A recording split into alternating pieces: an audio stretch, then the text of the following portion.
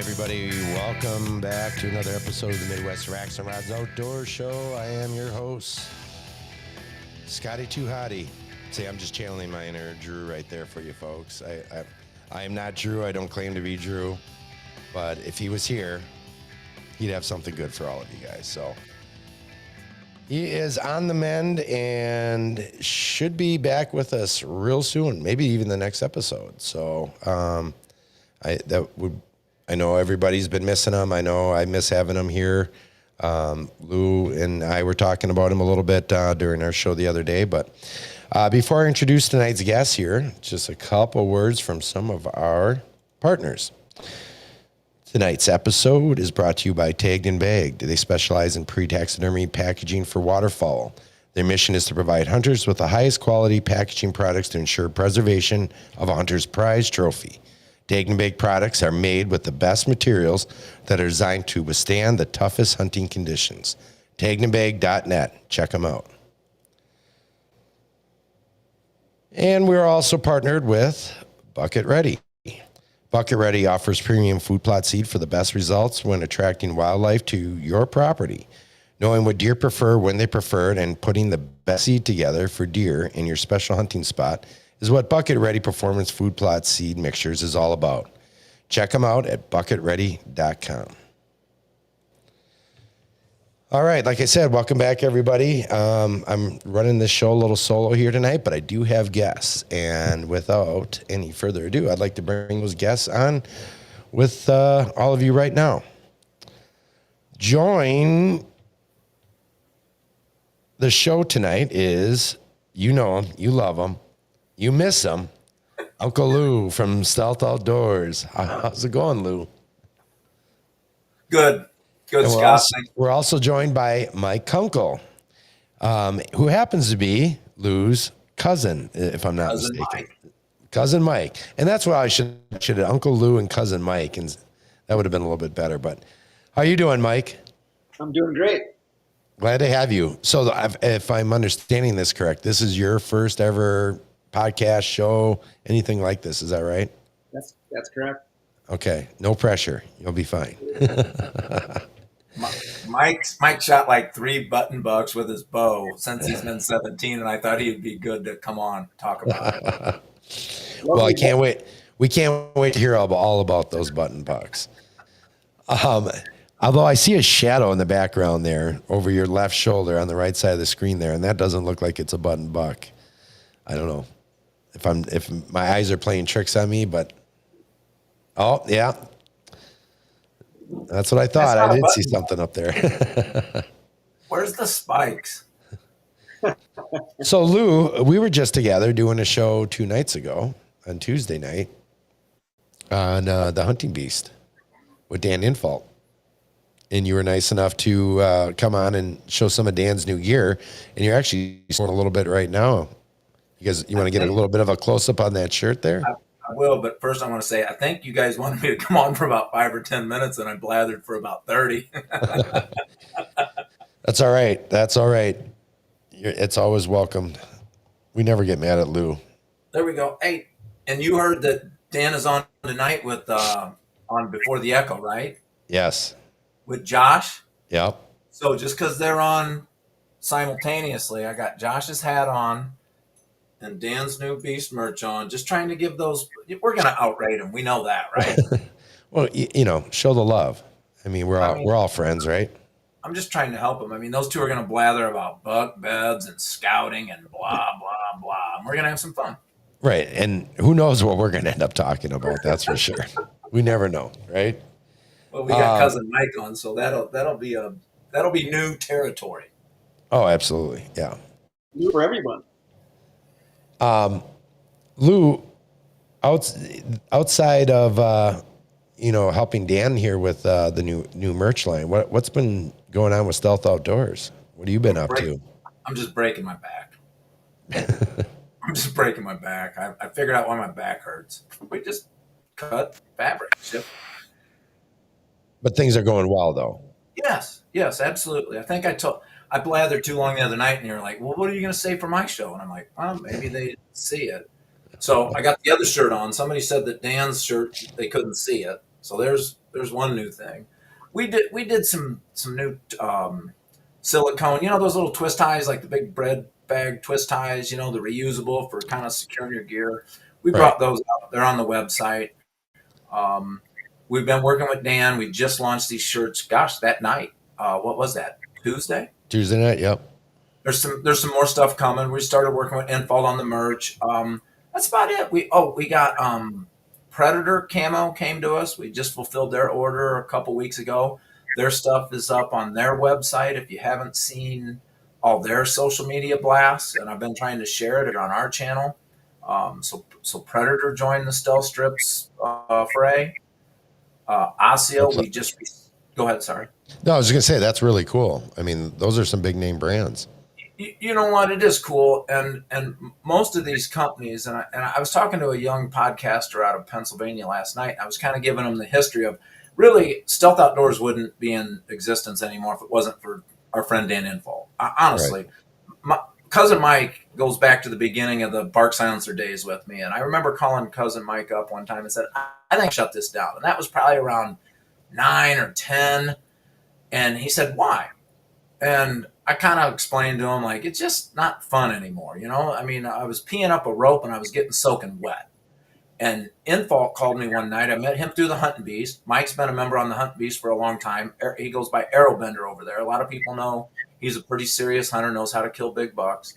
And Infalt called me at the end of '09, not to rehash an old story, but he told me he squeaked his rubber boot on his hang-on tree stand, which it ruined his hunt. He called me up and he said he wanted me to make him some cable silencers. And I talked to him for a while. And then when I got off the phone, my wife said, is that guy that you're always on the forum? And I go, it was. And I said, he wants me to make him some cable silencers. So now I'm going to have two products that don't sell because I never thought cable silencers would sell. But since we were going under the name Stealth Outdoors, we just kind of not rebranded, but everything became Stealth Strips. So we have Stealth Strips this, Stealth Strips that, everything's Stealth Strips. And like I said on your show the other night, and it's I don't know, I don't even like to share it, but I did the other night and I'll do it again. We ship well over 5 tons of this stuff a year. Wow. That's a lot of stuff. That's a lot. It's a lot of fabric. I was just saying that's a lot of fabric. UPS, my normal UPS guy, Mike, he was off, and the new guy backed into the driveway, and I looked at him and said, you're going to hate me today. We had like 14 boxes, and they're all about 40 to 50 pounds going out to several customers. We do a lot of wholesale now. Back in the day, we didn't. It was all direct to consumer. We still do that. We treat our customers like gold, but blah, blah, blah. This guy backs in, and I had him the first box, and my back's killing me after, we loaded him and so I hand him the first box and he drops it. He goes, damn it, is that fabric? I said, yeah, good guess. He goes, I didn't expect it to be that heavy. I go, yeah, that one's about 50. Wow. Anyway, so that's yeah, right. I mean, that's why your back hurts. Yeah. So we met, and just kind of a refresher. This is actually your third time on the show. I think, what would we say, the first time was back in 2019? 2019, you had me on at Deerfest. Then you've had me on just 2 more times. This would be my 4th time then, because I think I've been on at least twice. Besides that one, it's actually very possible. Guessing. I don't get asked on a lot. I mean, well, if I would have known it was 4, I would have probably not asked you. I've been like, because what else is there to talk about? Well, actually, there's lots of stuff we can talk about. Yeah, maybe not hunting related, but. What was Mike saying there? I know he's got something to chime in. We have other cousins. Yeah, right. We've been blocking them out with all this stealth strip crap. Yeah, let's get into Mike here a little bit, and why don't you tell us a little bit about where you're from and how you got your start in the outdoors and in the hunting. So I'm from Pearl Lake, Minnesota. It's hour north of the Twin Cities. Lou and I's grandmother and uncle lived on a farm, I suppose 15 miles from where I grew up. So every summer, Lou and his brother and sister, and then sister and other brother, would come up every summer and they'd spend time at the farm. Mostly as Lou and his older brother, but they would spend plenty of time at our farm also. So we got to hang out quite a bit. So we were pretty tight cousins. We'd run around, but we didn't ever really get to hunt much. I'm not sure if Lou ever got to go out on a gopher hunt with my dad and my brother Louie. We used to do that on Sundays. So that was probably some of the first hunting that we did when I was a kid.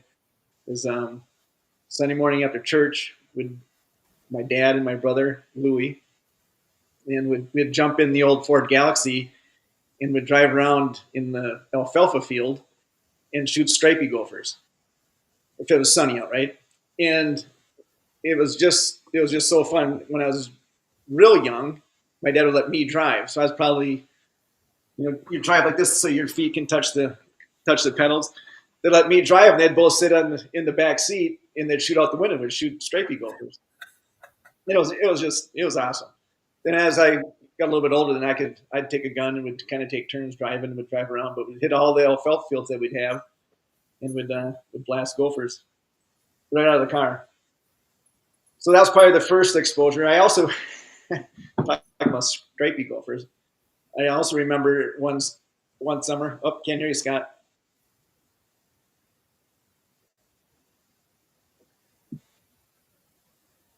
He'll fix it. Keep going about the stripey gophers. He had some technical difficulties the other day. When I was even younger, I remember my dad.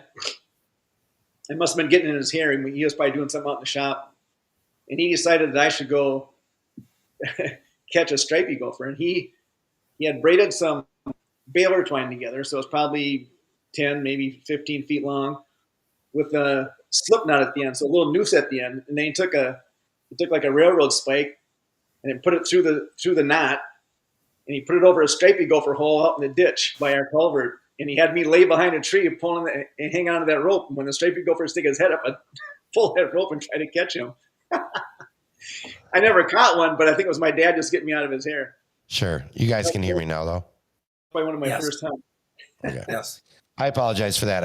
I was getting all this background feed. I had the air conditioner on. It's so blasted hot in this place, and I'm like, I wasn't sure if it was picking up on the microphone, and I think I kicked something here and unplugged, but we're good now. So when you say the stripey squirrels, you're talking like Prairie gophers. Yes. Okay. Thank you. We call them stripey. So that was the beginning. We also duck hunted as a family when I was a kid. I remember getting out of grade school, we'd hunt opening week sometimes. So then when I went down to college, went to Winona, which is great duck hunting, Winona, Minnesota. Went down there, and I really got into it big time down there. Down there, you could actually call ducks, and it wasn't just pass shooting or jump shooting like we did back home. Sure. And my landlord was a couple years older than me. He had a boat, and we'd go in the backwaters of Mississippi. And that was probably my first introduction to calling. Anybody that knows me from the Beast Farm knows that I'm a call addict. I like to call everything. I like to call turkeys, elk, deer, and I learned on ducks. And it was we just had a blast. When we had a spot in the backwaters out there through John, my landlord. He'd take us back there. He was into hunting. When he found out, me and my roommate that came down with me, it was a neighbor friend of mine. We both went down there to the A&P school to become airline mechanics. And when he found out we both liked duck hunting, the landlord was elated. He went out and bought more decoys, and we got the boat in shape, and we'd go out and hunt 3 days every weekend, and we just had a blast. But I really learned how to call ducks, and at least I thought I did. I think I know how to call a lot of stuff, but I get humbled a lot also. So, but then after college, duck hunting is fun with people. It's not a fun solo sport. And Sure. I was a big reader. I read a lot of. My mom encouraged me to read, so she always got me magazines. So I usually had Field and Stream, Outdoor Life. Outdoor News is the newspaper I get now, but Outdoor Life. There was a third one, Field and Stream. So at one time I was getting all three, but others she'd rotate them around. I'd get one or two of those. All through probably end of grade school through high school, I read those. Mm-hmm. And there was Chuck Adams would be a featured authoring some of those, and I kind of got into where I should start bow hunting. So after I got out of college, couldn't get those guys to go duck hunting with me anymore. Everybody had to get jobs and shit. So I wanted to start bow hunting. It took me a few years, but I think I bought my first bow for $10. Didn't like it that much. I bought another used one for, I don't know, it was like $25. And then somebody gave me one, and I kind of put two of them together and sold it for $50 so I could put sights on the one that I had. And that was my first bow. But yeah, so I started bow hunting. Took me a year, I think, before I shot a doe. Then the next year I held out and shot a buck. It wasn't just a yearling. How old were you at this time? So after college, probably 25, 24. I guess I shot a couple weeks before I got married. So it was probably 24. 23, 24, something there. Yeah, Chuck Adams was an inspiration for a lot of guys. Yeah. Even that beanie hat. Yeah, it was beanie hat, exactly. Right? Michael, did you have any influence from another cousin maybe to get you into hunting? I think you're talking about Womp. Probably not getting me started. I do remember running into him one summer. It was probably the summer after he shot that big buck you like to tell the story about, where he went out the door and tracked him down. I think it was his only booner or only poper they shot, maybe. But shot it with a bow. He saw it out in the field, and he kind of put the sneak on it and ended up getting it. But that story kind of inspired me. It's like, holy shit, that's yeah. Can we get some details on that story? That sounds pretty interesting. Lou has a better memory than I do. I don't remember exactly how it went, but what do you recall, Lou? So Womp is an older cousin of both of ours. He's no longer with us. He's been gone. Womp. You said Womp? Womp. His last name. So Mike's mother and my mother were born on a farm about 15 minutes from where Mike grew up. Okay. And we had there was 5 kids, and 3 of them had families. Mike's one of 8. I'm one of 4, and Womp. The Womps had 4. Well, Womp was a guy that wasn't made for the Midwest. He ended up going out west. He was an elk hunter. He was a mule deer hunter. That guy was a mountain man, right, Mike? But he was trapped in Waldo, Ohio for a big part of his life. And I remember when I moved to Michigan from Southern Illinois, because I was from Southern Illinois before Michigan, and Sure. I used to go to Minnesota to the farm. But anyway, Womp, his dad was an executive and rose to damn near CFO, if not CFO, of Whirlpool. Very successful executive. And they moved around a bit, and Womp was in Columbus, Ohio, because that was a big Whirlpool area. And Womp was big into hunting. And in 1990, I went down to visit him, and we went to hunt with him. We had an ice storm. We didn't do much hunting. We did a lot of drinking, but we didn't do much hunting.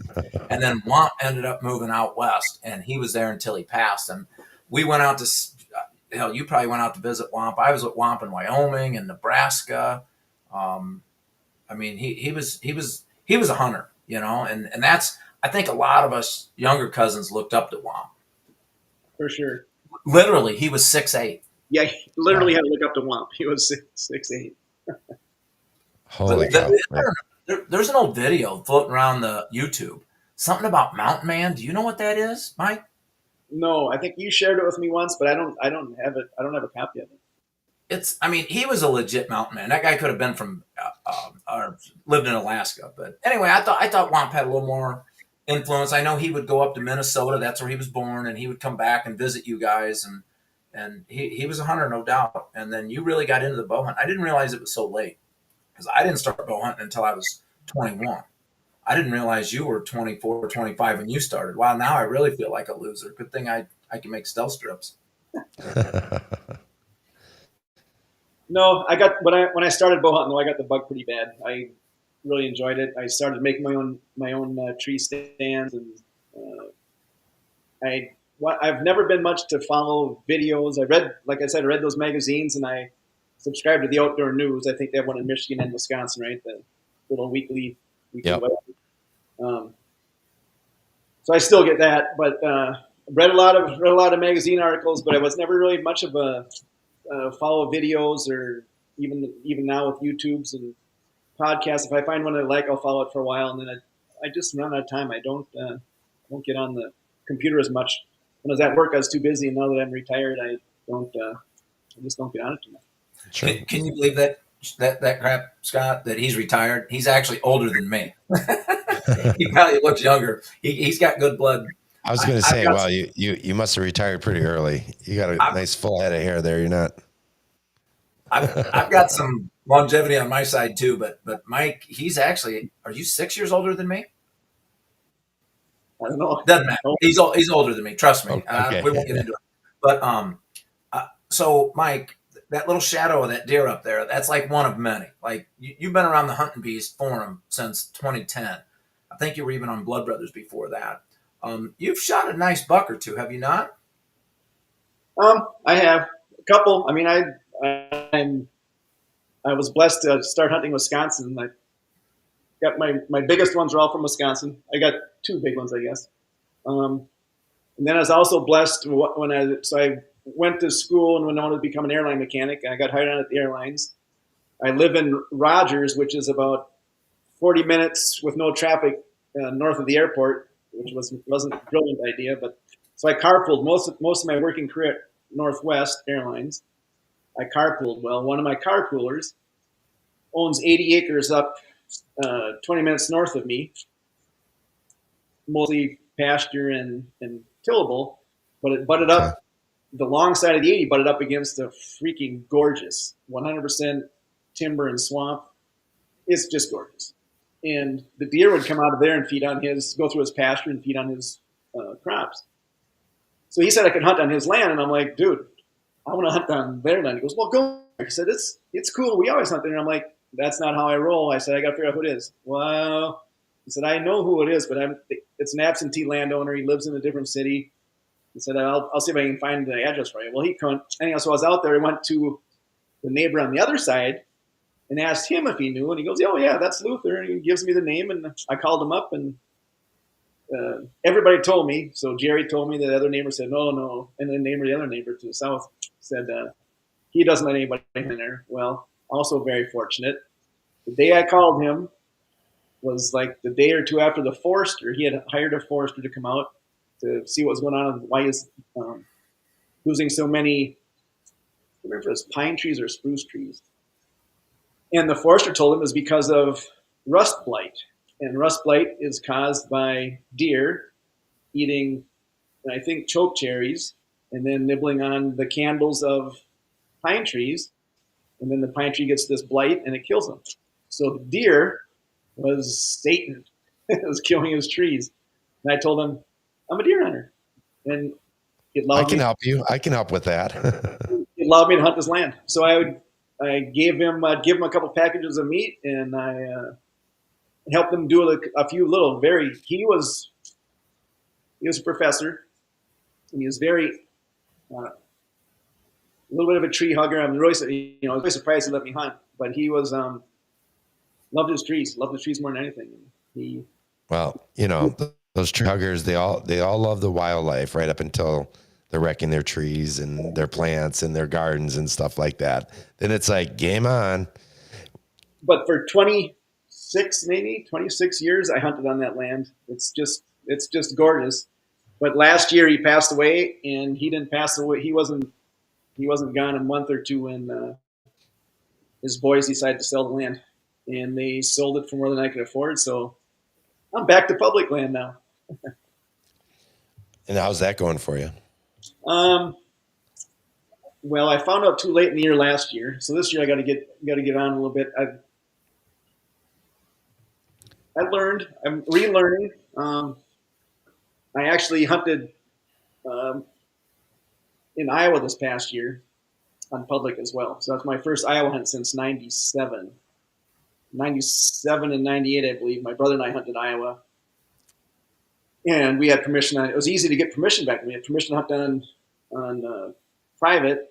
I actually killed my biggest buck down there on public that year. So I tried to rest the private. We had like 3 farms we could hunt on. And then we'd hunt one farm, and then public, and then one farm, and then public, just to kind of keep the pressure off those private farms. And I ended up killing my buck on public down there that year. This past year, Iowa has blown up into unbelievable. It just boggles my mind that so many people flock there to hunt public land, and it gets pounded. And then the squirrel hunters. When I say squirrel hunters, I think everybody knows who I mean. Mm-hmm.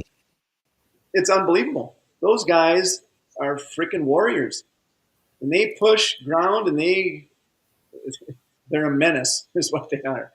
When I first got down there this year, I was talking to I know some people, or we met some people down there, and they were talking badly about these squirrel hunters, and I'm like, I said they're actually pretty good. I said 30 years ago when we had them in Minnesota when they first started coming in, bad rap. Well, they didn't get a bad rap. They killed everything. I saw them shoot, songbirds, and they'd stick them right in their pouches. And when I was hunting public land back then, Sure.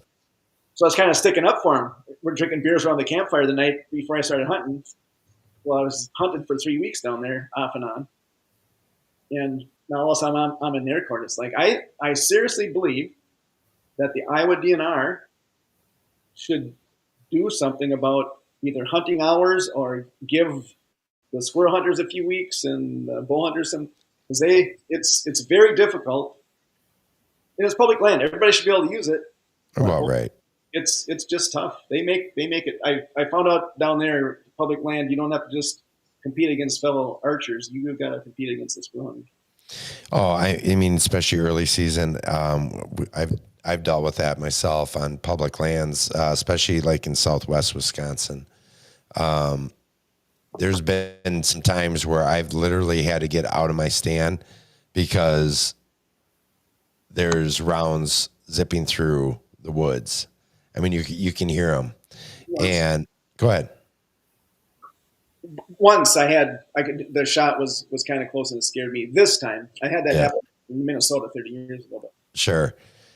And yeah, I mean, it was one of those things where I'm like, it's early season, it's warm in that. I'm like, it's not worth it right now for me to be in the stand when I'm public land here like this. Now, granted, Dan would tell me I wasn't hunting in the right spot anyways. Dan would say, well, you got to be hunting where the squirrel hunters aren't. And that's 100% fact. I mean, that's 100% fact. However, on this one particular occasion, it was I'm like, forget about it. I'll come back this evening. Because it was mostly, it felt like in the mornings and that from sunrise until about midday and that they were out there. And when they were out, I mean, it's just, there is rounds zinging all over the place. I'm like, I'll come back. You have a battery charger or a charger. I thought that was good enough. Lou, talk. Okay. Hey, we said it was his first time, right? He's getting a battery chirp. Wow, what a rookie, man! I thought I was bringing on my cousin Mike, and he could at least act like he wasn't a rookie. No, you know what? When he gets plugged in, I was just gonna say, like, why don't you show a couple of those deer? I didn't know he was gonna have a freaking saw in the background. The last time I was over to see Michael, I flew in, and that's true. You heard him talking about his older brother Louie. Louie and I are both named after our grandfather on our mother's side, and so his older brother is cousin Louie. And I used to be Lewis because we had an Uncle Lou. He was another distant cousin to my mother, and everybody called him Lou. So I was always Lewis until about the last 20 years. Did you get your plug in? But I actually want to see, Mike, when you get plugged in, would you have more than just that shadow rack to show anybody? Well, I mean, does that thing pivot? I don't know. I mean, the last time I was there, what I was getting ready to tell you, Scott, is I was kind of how many racks he had in there that were no joke. Okay, there's the one that we saw the shadow of. There's another one. You had that back room that just had like. So that's my first Pope and Young one back in 1996, I think. That was in Zimmerman. Wow. There you go. Give us the walk around. Wow, what are we looking at here? That is a big boy from Wisconsin. So that's a mainframe 8, scores 160 something gross. That was he's a freak of nature, 20 1/4 inches wide. Wow. This is the other big Wisconsin boy. What year is that one from? So this one I believe was 2013. And this one, nope, that must have been 2012, and this one's 14. Okay. And then this one was 13. That's my big Zimmerman one. Okay. Wow. That's a cool story on him. This was a different, nice tall 8 from Wisconsin as well. We have a lot of 8-pointers here in Wisconsin. Well, I think that was 2 years ago. That little guy down there.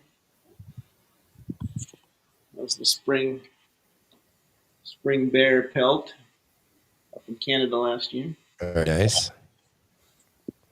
This was a little bear. Oh, you can't see that one very well. Oh, we can see it. It was a little bear I shot the day before the groom's dinner of my wedding. A little pressure on that guy. Feel a tag. Anyhow, that's the main ones. Fun ones. Very nice. Did you have a back room with about 20 racks in it? Yes, Sandy got into those. Oh, They're in a Tupperware tub now. dang it. Who's Sandy? That's my wife. That's my beautiful bride. And so now they're put away in a big Tupperware bin. Yep. Rubbermaid bin. Yeah. We've been passively trying to buy a new place. And so she wants to start staging, and she wants to, you can't have those deer antlers all over. Nobody wants to buy them. Hey, I know the feeling all too well, unfortunately. I get a Tupperware container about this big for my 30 years of buck hunting.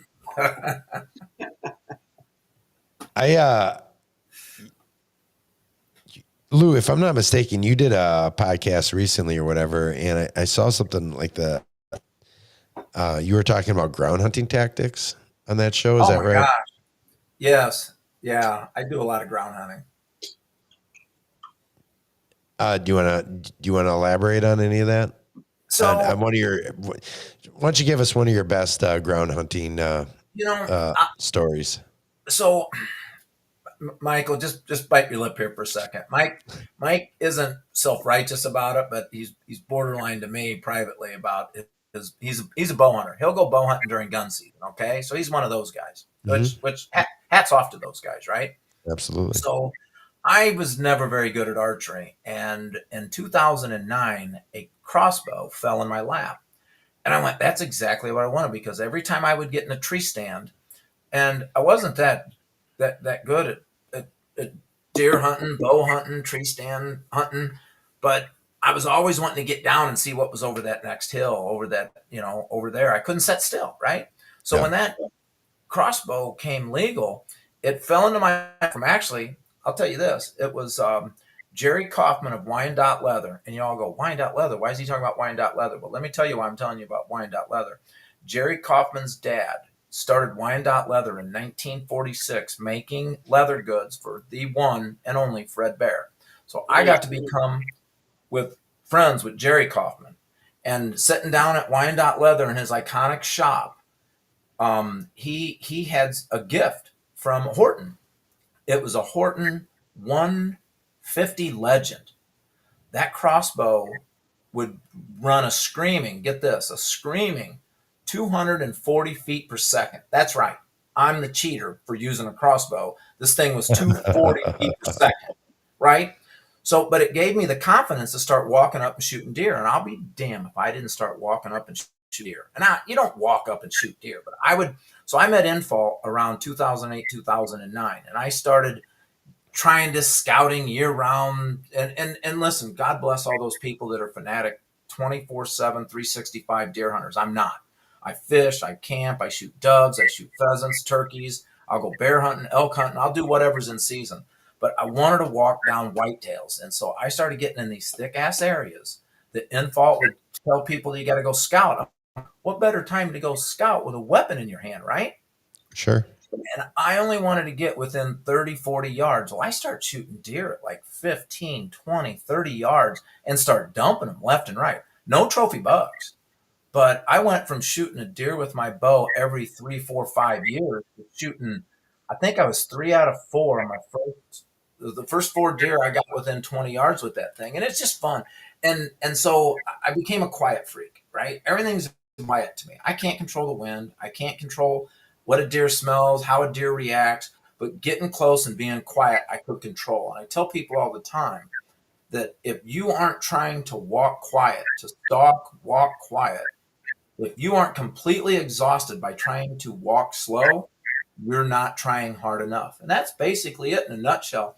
I missed a coyote one time because I had my pins cheated on that old thing, and it would still launch them. I mean, you know what 240, 245 feet per second is. It isn't the arrow launcher that cousin Mike has. You're shooting probably 300 feet per second. So I'm Right. still launching these bolts in, right? So I'm hunting one day up the road. I was on private land. It's, I don't know, 2009 or 10. I lost that place in 13, so it was before that, but I had a crossbow in my hand, so it was 9 or 10. And I knew that there was this buck that would come in on that back side in an east wind. So I went in, and I was on, there was 2 grass knobs in the back, and there was woods all around them and a swamp to the side. I was right against the west line of the property. And so I went in there, and it was raining. That's why I went in there. It was raining east wind. And I walked up and I saw a coyote, fresh coyote track in the sand. I'm like, damn, that's got to be close. And I looked over, and this coyote's staring at me. And I went, whoa, look at that. And when you do walk up on an animal, the thing you don't want to do is go, and try and get it on them. And you do Right. point the crossbow like a gun. Thank you, Mike, for biting your tongue. But you got to move slow. And so I start talking to it in a very calming voice. I fired 2 inches over the back of that coyote. You think I don't want that one back to walk up on a coyote and shoot it with a crossbow? To me, Uh, weapons are weapons. Whatever weapon you choose, you choose. But hunting is hunting. And I don't ever want to be known as a crossbow hunter. But if somebody wants to call me a crossbow hunter, I'm fine with it. But I want to be a hunter, right? And right. so I walk around with guns.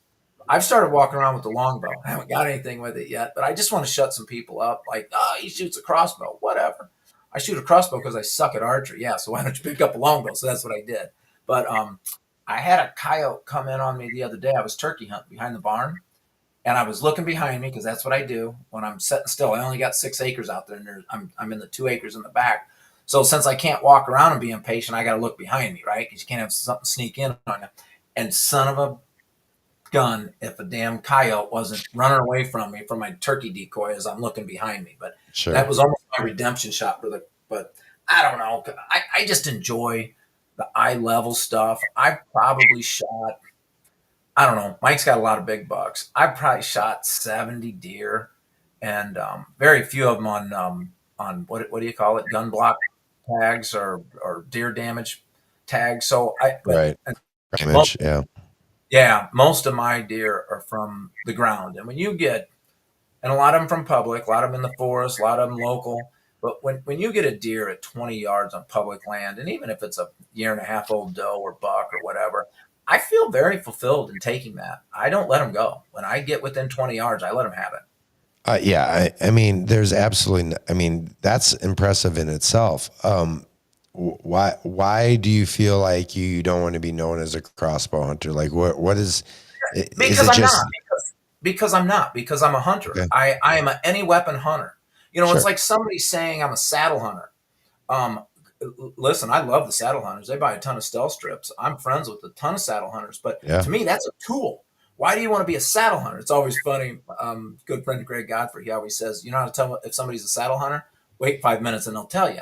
So to me, a saddle is a great tool. A lightweight stand is a great tool. A ladder stand can be a great tool. Uh, Mhm. a, a, a 10 millimeter, a Glock Model 20 can be a great tool. A 44 mag Super Ruger Red Hawk, a 12 gauge shotgun, a high powered rifle, a compound bow, a long bow. All those are tools, right? Right. And so I just love. I'm an any weapon, any season, any species hunter. That's what I am. That's why I Yeah. don't want to be known as a crossbow hunter. But if somebody wants to, it doesn't. I hunt with a crossbow. Well, I mean, I don't think we should be putting labels on anybody. I mean, a hunter's a hunter, and Right. that I think egos get in the way of what's reality by putting labels on things. I think that's ego driven more often than not. You know what I mean? And maybe your elitists, might find it different. Where it's more important to them to put a label on exactly what type of hunter they are. They don't want to be lumped in. Your bow hunter doesn't want to be lumped in with just a guy that goes out for the 9-day traditional gun deer season. Right. He doesn't want to look. He doesn't want to be lumped in as that blaze orange schlub that's pounding bush lattes at deer camp and just going out and winging bullets. To an extent, I can understand that. That you want to maybe define yourself, like, and when you're talking, you go to the family reunion, and well, so and so is also a hunter too. Did you know that? Did you know so and so's a hunter? And that they shot this buck last year during gun season or whatever. Well, and then you're kind of puffing your chest. And I'm not saying you, but I'm saying that this particular maybe person is like, well, I did it from wearing camo, hanging off the side of a tree. I think to an extent, things are always gonna be ego driven, and there's pride in what you do. And maybe that's what it is more so than anything, is taking pride in the way that you hunt versus just because I'll get to in just a second. Let's not deny the fact that it is more difficult to take a deer with archery equipment. It is. Whether it be, and there's 3 different degrees there. We're talking traditional bows, long bows, compounds from 20 years ago, compounds from today, crossbows from 15 years ago, crossbows today. The equipment maybe shouldn't matter, but I think it does to some guys, and I can understand that to an effect. Mike, go ahead. So I agree with both of you to an extent. So Lou made a very good point. He hunts with shotgun. He might hunt with a pistol. He might hunt with his longbow. He might hunt with his compound bow. He might hunt with his arrow rifle. So There it is. There it is. There it is. The point I want to make is that I love crossbow hunters. I don't think they should be lumped in with archery. There's no movement. That's my whole thing is. So yesterday, I was turkey hunting with my bow. If I had a crossbow, dead turkey all day long, guaranteed. Guaranteed. It was the movement. I run and gun with a bow. I don't use a blind. And I was 12 yards from him, and he's coming around through the screen. I pull back. There's 2 of them. Heads go up, and I couldn't get a shot because he never made it through the screen. Can you do that again? That was pretty good. Do that again. Do you mouth call like that? I have. That was pretty good. But my point is I think there's Lou is also a muzzleloader hunter maybe, and there's a muzzleloader season. There's a rifle season. There's a muzzleloader season. In Minnesota, we actually have a shotgun zone where there are shotguns and there's rifles that are to the north. And I think I'd love to see a crossbow season. And it would probably take away from the archery season, I'm not sure. And it would probably be fair. I would hate to give up any length of the archery season, but I just see that there's an advantage, and I think that given a good debate, most people would agree. And I think that there's just money. There's money in the crossbow industry, and they got all these state legislatures. Minnesota was late to the game. I think Michigan went first, and Wisconsin, and Minnesota finally went. And I don't know that they're harvesting that many more. I do give the states credit that track them separately, and you can see what how many more the crossbow hunters take than the true archery hunters. I slipped that in there. Yep, you did. That's my whole thing. I think there's a place I just think there should be a separate season. I'd love to see a separate season. And so, Scott, you want to hit that because I have a response if you don't. No, I'll let you go ahead as a guest. I have lots of responses. Okay, and I didn't know this was going to turn into this because It's okay. No, it's good though. That's good. I have a ton of respect for cousin Mike. I think he's a very talented archer. I think there's a little difference, probably not as much as he would see on the movement, because everything I'm doing in the woods with a crossbow when I'm stalking is 100% movement. So I laugh at that. I've actually gotten into this conversation with Infalt. The only thing that's different is you're drawing. Okay. So what am I doing? I have this just like this and they walk in front of it. I'm moving. So, okay, you're pulling and holding. That's the only difference. There's movement. I am 100% movement. So you can never tell me that there's no movement in what I do. I'm walking up and shooting animals. Now, a lot of times they're walking into me, but there's all movement. It's all movement.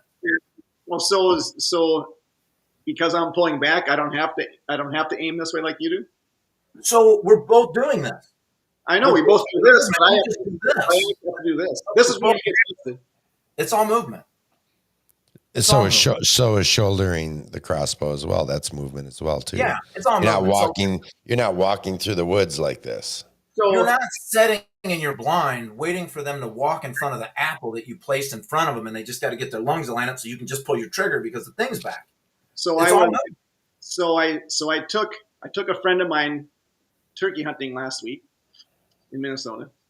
I had my bow and he had his crossbow, and we were sitting up against the same tree. And it was a pretty good hunt because I told him we're gonna walk up this hill. Neither one have been on this property. Well, he's been there before, but not for hunting turkeys. He had deer hunted there. We're gonna go up this hill, and before we get to the top, we're gonna set up. We're gonna call, because my strategy for bow hunting turkeys, well, any kind of hunting turkeys, is I like to call them so when I can see them, they're in range, right? So I always try to have a terrain feature to where when they come up, if they're coming to me, when they break the hill, I can see them first, or I can see them as they come over. I can be still, I can move slow, I can do what I got to do, right? So I tell him, here's what we're going to do. So I go set up, I call, we wait our 20 minutes, 25 minutes, and we're going to move to the next little ridge. It's kind of a false peak. Go to the next one, and we get about halfway to where I want to be. Lou, to your credit, what you're just talking about, I'm telling him, walk quietly, walk like a turkey. Don't roll your heel if you don't have to. Step. And as I'm getting closer, the turkey over the ridge heard us walking, heard me calling before. He thinks it's a turkey coming, gobbles. I look back at Wade and I'm like, game on, baby. This is what we're doing. So I point at a tree and I tell him I said, sit down. I think I put a decoy up. I'll put the decoy up and I'll sit down. And he's going to come right up that hill. We're going to kill this guy. So he sits down just like he had a gun. He had a crossbow. Just like he had a gun. It was a crossbow. But just like he had a gun. Brings his knee up. Puts the crossbow on his knee. Here's the ridge. He's like this. Turkey sticks his head. I call. Takes a little time. Turkey sticks his head up. He didn't have to move. He didn't kill it. It didn't come all the way in. There was another tree in front of him, and he did have to move, just like I would have with the gun. And when he moved, he's not a turkey hunter. We got busted, but the point is that he did not have to move. He had that gun up on his knee. He didn't have to pull back. If it had been my bird, I would have been waiting there. I sure wouldn't have pulled back until it came over, because who knows? When that bird came over, now I got to figure out until he gets behind a branch to pull back. Sure. I hunt turkeys run and gun, and there's a lot of movement in that too. But I get your point. If you're gonna sit there and put the gun on your knee and put the crossbow on your knee, it's held back. I give you that all day long. I don't use a crossbow because I wanted to cheat. I use a crossbow because it's legal. It's not cheating. I'm not saying that it's cheating. Some people, I won't say you, some people say it's infringing on their season. But I'll tell you this. The only reason that crossbows are legal during archery is archery hunters didn't shoot enough deer. You can talk about the insurance lobby and all these other things, but we got how many million deer in every damn state? And they're hitting cars. and the archery hunters, credit to them, trophy hunters. Mike, you're a very good hunter. I know you shoot does. You won't shoot lesser bucks. I'll shoot anything, but the deer weren't getting shot, and so they needed to get people off of the gun season, off of the couch, and give them a crossbow to come kill deer. And deer are not an endangered species. They simply weren't. Since they opened up the crossbow season in Michigan, now do we kill enough deer now? Did that make the difference? There's still block permits there, but there's more, and it's funny, people, and I think you even alluded to it. Like now, the proficiency rate is higher. That was the point. It is easier to hunt them with a crossbow, but there's still a lot of movement. You know, guys, I think we really hit on an awesome topic right here, and I want to continue this, but we're going to take a quick break. So we're all going to collect our thoughts, take a deep breath, and that woosah. And stick with us, guys. We'll be back in just a few.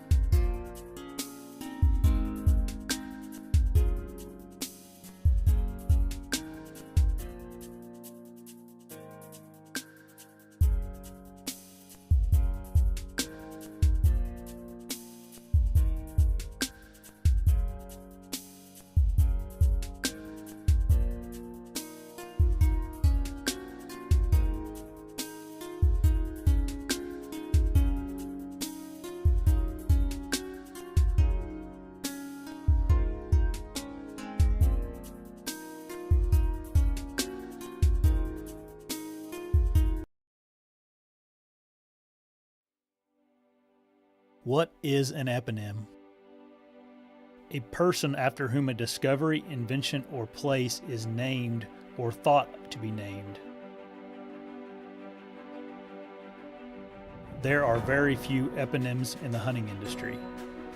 A product so popular and so functional, it becomes the act of the product. So how does something become an eponym? It's the best, hands down.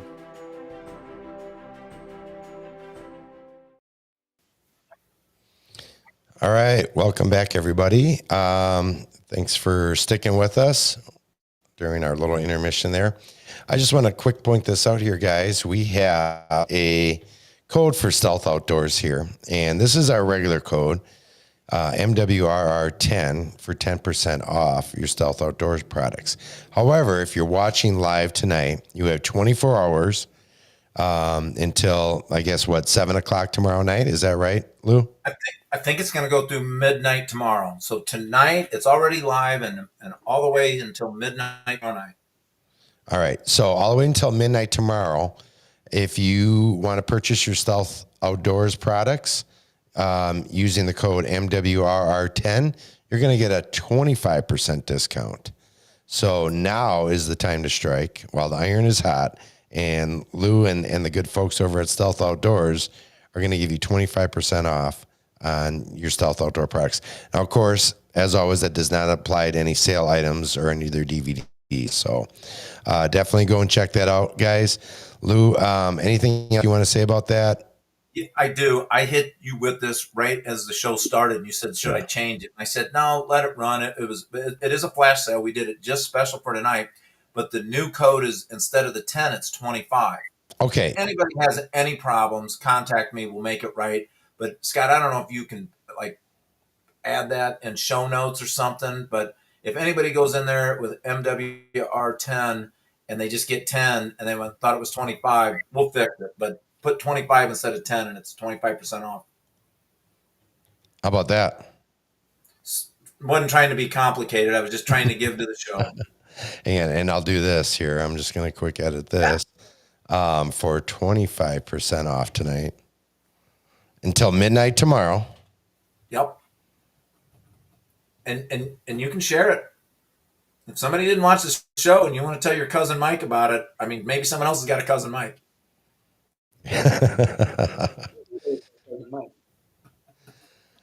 All right, so that's what we got going on, guys. Go and check out Stealth Outdoor products and purchase now for this flash sale to get 25% off. That's all your stealth strips, to silence all of your equipment. Metal on metal, you're going to eliminate all that. Wrap your stands, wrap your sticks. There's so many different applications. Even guys that use ladder stands, there's so many applications for that. You have the pins that hold the ladder sections together. And as you're going up, those clank around. You can go ahead and wrap that up with these. There's so many different applications, guys. Make sure you're checking out Stealth Outdoors. All right, so back to the topic at hand. And I really wasn't expecting for us to transition this way, but I'm totally open to that, especially because we have similar thoughts and opinions with guests when it comes to crossbows and your choice of weapon. Lou, you were mentioning how you like to use a variety of different weapons depending upon the season, anywhere from shotgun, rifle, maybe longbow, crossbow, as well as muzzleloader, right? And Mike, you had mentioned how you're in that wheelhouse of individuals that feel like there should be maybe a separate season for crossbows. My thought on that is first off, let me ask you this. Where would this season align? This particular just crossbow season. Obviously, archery is going to regular archery equipment would be allowed at that same time too. But what are you going to truncate that down to? I'm not Maybe it'd be different by state. I mean, I'm sure it'd be different by state. The states make a Sure. lot. But if I guess if I was Simba, I would say I wouldn't mind seeing it thrown in with muzzleloader. Although that's in Minnesota, muzzleloader is late, so it probably wouldn't be fair to people that used to or like to archery hunt during the warmer part of the season. Muzzleloader can be. I mean, I think it's 2 weeks long here, maybe just a little bit longer, like 17 days or something. But it's after the regular firearm season. Mm-hmm. You can get some pretty cold weather, windy, cold snow. So that might not be the fair way to. You could do it. I mean, we have in Minnesota we have youth hunts and other hunts like that. You can put it at the beginning of the season. You can have it in the middle of the season. There's just a different way to do it. All right. I guess maybe I should have prefaced this with, who do you think should be allowed to use crossbows? I think again, Lewis should be able to do it. No, I think if who should be able to use muzzle loaders? There's a lot of people that use that, even though it's open rifle season, it's open firearm season. I know of, especially back in Minnesota when we had a shotgun season, you could use muzzleloader in shotgun season. There was probably anywhere from 20 to 30 to maybe even not 50%. There was quite a few people that would rather use a muzzleloader than a shotgun. The accuracy, you only get one shot, but the accuracy was better, right? Especially before slugs have come a long way. Slug barrels have come a long way. There's a lot of things that are going good. For sure. Yep. But the muzzleloaders did that. Even though they had their own season, they could still go. What is it? You go down, right? It's a weapon of lesser or whatever. They could use it, and I think that maybe where you stick that crossbow would be a similar type of thing. Okay. I'm not saying it should be super short. I'm not saying. I just think, to me, it's not archery. To me, the definition of archery isn't just a string and an arrow. I think it's also you have to pull back. You have to be able to dupe that animal into allowing you to pull back. And to me, that's the toughest part of it. What if they just changed the name of the season from archery season to something else? Then does that make a difference? They can do whatever they want. I'll still buy my tag, but I probably won't. I won't use a crossbow until I mean, right now I'm legal. I could legally use a crossbow in this state before they had opened it up to archery, because we had if you were disabled or over 60, you could use a crossbow, right? Right. You don't have to get any special thing. You can just do it. All right. On that line of thinking, how do you feel about youth or disabled hunters being truncated down to that crossbow only, or do you feel like they should be allowed to hunt during regular archery season? Disabled hunters, 100%, and they've always had that opportunity in Minnesota. In Minnesota, you could use a crossbow during archery season with a simple sign of a doctor's pen saying that you couldn't use archery. Sure. Kids, I might piss off some of your viewers. Kids and crossbows. I'm not even sure what my exact opinion on that is. The fact that it's blown up so much in the last 5 to 10 years, that I think I don't even know how to. There's a lot of kids that would be very good at archery that may never even try it because they can use a crossbow, and it saddens me. I think that you see in the outdoor news, you see pictures of kids that they did not hold that crossbow themselves. Either had it on a tripod or somebody was holding it for them when they shot the deer. I've carried crossbows. They're heavy. They're clunky. They make you move more. Lou. And these kids are tiny. Some of these, there's 10-year-old girls, 8-year-old girls that are shooting deer with a crossbow. Turkeys. Right now, there's in the outdoor news, there's pictures of small little kids shooting turkeys with a crossbow. They're sitting in the blind on a tripod, and they're shooting them. Fun as I bet those kids are having a blast. I'm not saying they shouldn't do it. I just don't know the answer, because I'm just afraid that now it's going to be hard to take that kid and have them go stand in the lawn and shoot targets in the lawn all day long, and they can't hit a garbage can lid with their vertical bow. And Sure. now, Dad, why can't I get my crossbow out? Okay, go ahead. Right. Well, make some good. Go ahead, Lou. No, Go- those are some good points. You know, I was just watching Talladega Nights last weekend, where the two little brats, you all see Rick and Bobby, and the two little brats are sitting at Applebee's, and the dad of Ricky Bobby finally had enough of all this family gelling together, and so he threw a big scene. Yeah. And one little reformed juvenile says, "Grandfather, can't you resolve your conflict without anger?" I say, "Crossbow, man, shoot him and eat him." No, there's a lot of good points. But gosh, you know, we can restrict, we can unrestrict. There's a lot of different ways to handle it. I get Mike's point. There's probably a lot of kids never. You know why I went to a crossbow in 2009? I was not lobbying for it. I was sitting on the sidelines watching this stuff, and the compound wheeled shooters were picking on the crossbow guys. The trad guys already lost that fight with the training wheel guys, right? Right. Lost it. Like a longbow guy, he's got my respect. A trad guy, they got my respect. That's why I picked one up. But guess what? I suck just as bad at archery with those as I did with the compound. I don't know why I got a form issue. It ain't fair to the animal. People go, well, you need to practice more. Okay, let's play this out. So if I practice at golf more, I'd be Tiger Woods. No, I tried it. I gave up. Crossbow came in, but I tried for years. And now I fart around with the longbow, and it's fun to launch arrows and all that. But I sucked at archery. That's why I went to it. It became legal. That's it. Pure and simple. And it's kind of a silly argument because I don't foresee any state in this country that already legalized crossbows for archery. It'll never change. It's Going backwards, right? They're not. It'll never go back.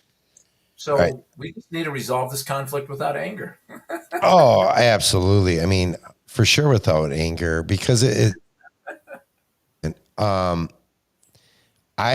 going to tell you this. Like at 48 years old, I have to use a crossbow now because of a very bad snowmobile accident that completely shattered everything. Now I'm one of those people that like it shouldn't matter to me, right? Because every single one of my doctors will sign the slip tomorrow. Now, with that said, I was in that group of people that at one point, you know, say like back when I was in my late 20s or 30s, where I was against crossbows. And I think I was against them because of ego. Because I didn't want to be, you know, like I didn't want to see somebody else shooting a deer with a crossbow that I, you know, versus the deer that I killed with a vertical bow, with a compound. And that, and feeling like we're equals, right? Now I was somebody who had never used a crossbow before. So when the time came that I had to use a crossbow and put down the compound, just because my axillary nerve does not allow my arm to brace a bow. Now I've done a little bit of practicing shooting left-handed because I really miss. I shot archery league, 3D archery league. I was diehard in the count. I didn't do tournaments in a couple small little tournaments I did over the years, but I really enjoyed shooting my compound. When I had a switch, it was devastating.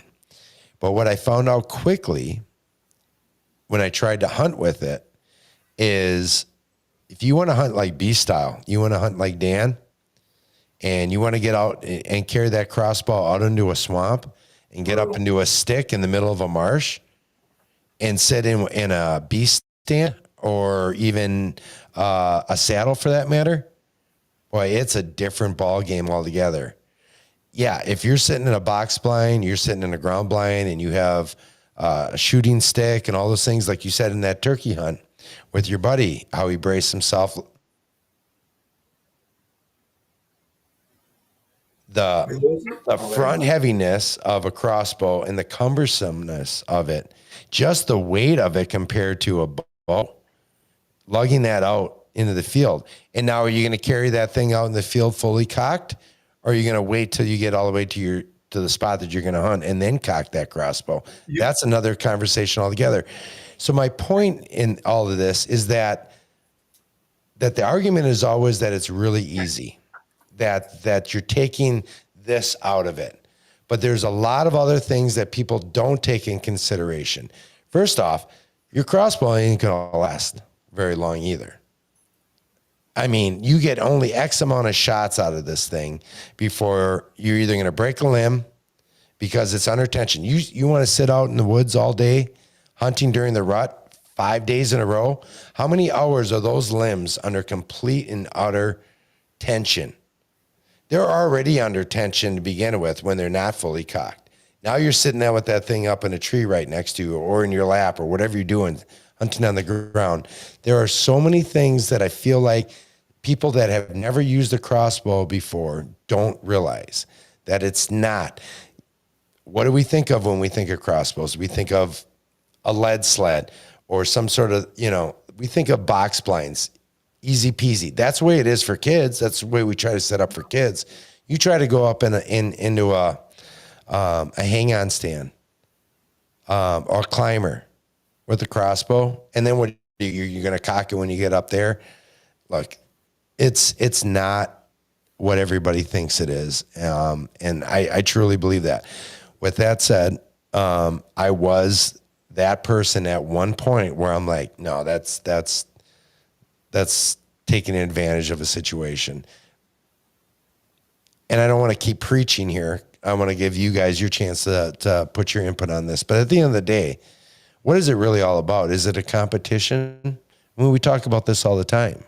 What you want to do and how you want to do it, does it really matter? I mean, the DNR allows us to buy license and to go out and manage the deer herd. Why is it a competition? All right. I'm going to let you guys chime in on all that stuff I just spewed out. I don't think it's a competition, and I don't want it to be a competition. I appreciate what you said. I've carried crossbows. I've never hunted with one. I've shot at them. They are cumbersome. That being said, I've also been at the archery shop that sells crossbows now too. And they sold, when they legalized them in Minnesota, if you were an archery shop and didn't carry them, you're an idiot because they made a hell of a lot of money. They really sold a lot quick.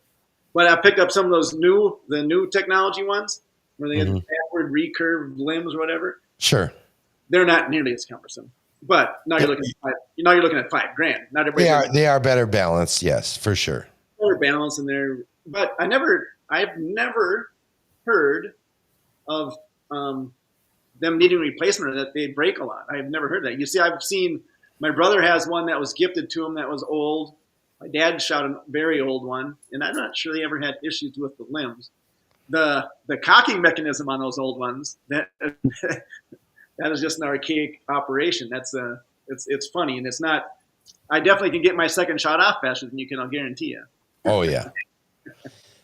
So real quick, just to interject, knowing somebody, a friend of mine who owns an archery shop locally here in that, I don't care what time of the year you're going in there, and he sells crossbows amongst all of it. He's a big Hoyt dealer in that. He is got lineup down in a whole hallway of broken limbs and broken strings and cables on crossbows. And if you ask him time and time again, he goes, he's constantly having to deal with that. And broken limbs, there's not a lot you can really do with short of having to purchase new limbs. And that's not cheap either. Last year I was on a hunting trip down in Illinois, and one of my limbs snapped on a $1,800 Darton crossbow that I don't overly shoot. Like it cracks me up when I see 3D archery shoots for crossbow hunting. And then I'm like, I would never, ever do that. Like, I don't want to draw that thing back any more than I have to. I make sure it's sighted in at the beginning of the season, make sure nothing happened with the scope on it, which isn't magnified. I just make sure I'm on, and that's it, and I'm ready to go. Like otherwise, I'm not messing around with that thing. I don't want to shoot it any more than I have to, because in most cases you get maybe 50 to 75 shots before new strings and cables. So do you think that's more on the new ones than it is like the 20-year-old, the 20? I do. Because they're getting so much more out of them. They're so more efficient. Yeah, I think and this is something we can talk about too, right? I mean, technology is technology advancing faster than it should be, and a lot of things in archery, right? I mean, look at cell cameras. We now have sights on bows that have built-in range finders. I mean, to what point is it too much of an advantage? Where is it really fair chase? And I think that's why we see that in certain states where they're making legislation against maybe cell cameras, against certain things, right? Because at a certain point, I mean, technology, look at just in general how technology has advanced or in every aspect of life just in the last 30 years. And I'm not talking about 50, I'm not talking about 100, because that's a whole other story. But the way technology is advancing, at what point is it not fair chase for the deer anymore, too? And I agree, some of these crossbows are nuts. I think the biggest disadvantage that has happened in the crossbow industry is the Raven, right? Because what is their big selling point? And I don't know exactly their tagline, but or whatever, like out to 100 yards. Yeah, that's crazy. That's doing a disservice to everything, to the rest of the crossbow industry, because it's made every other crossbow company and every other bow company that's producing crossbows in addition, it's causing them to all increase technology to the point that it's out of control.